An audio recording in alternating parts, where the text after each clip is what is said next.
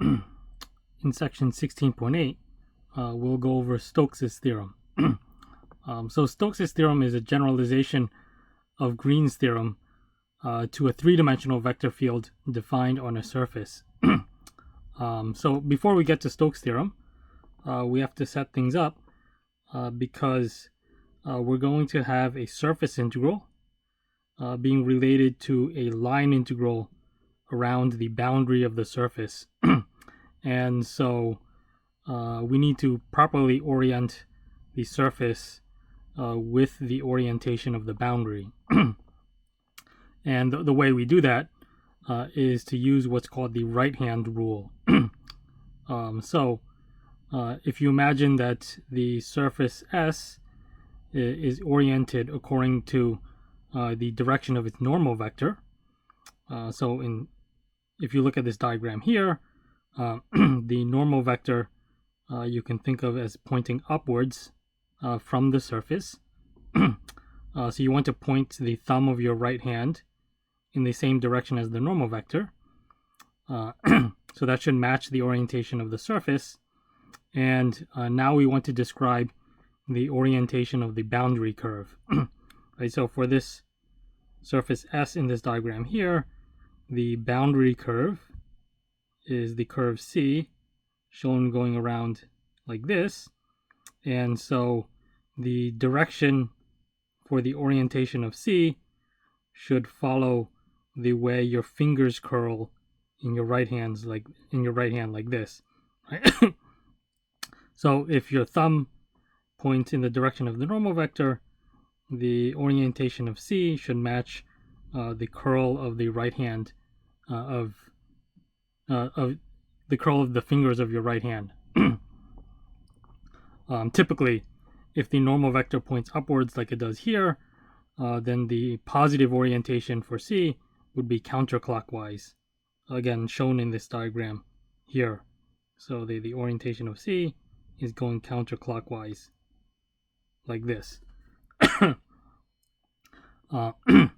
Okay, so that's the basic setup for to relate to the surface S with the boundary curve C.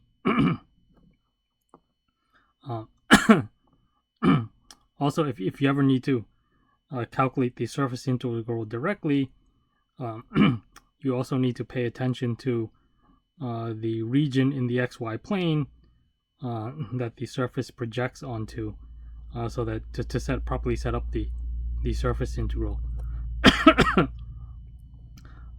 Okay, so now let's describe Stokes' theorem.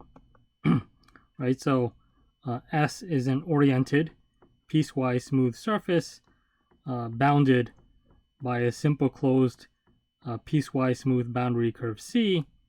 So the notation we sometimes use to describe the boundary curve is to take the surface and put this partial derivative in front of the surface. So that means that C is the boundary of S. Okay, so the terminology in this sentence is basically just saying that the surface S and the curve C should follow this structure here. And so now, if you have a three-dimensional vector field with continuous first partial derivatives, then Stokes' theorem says that you can relate the line integral of the vector field F around the boundary curve C with a surface integral over the surface S of the curl of F. Right, so the structure of Stokes' theorem is very similar to Green's theorem. So in place of the double integral, now you have a surface integral. Here the curl of S is playing the role of the derivative. And on the left hand side you have a line integral similar to Green's theorem. Okay, so that's the basic setup for Stokes' theorem. And so we're going to look at examples that apply Stokes' theorem in two ways, right? So first we're going to replace a closed line integral like this with this calculation.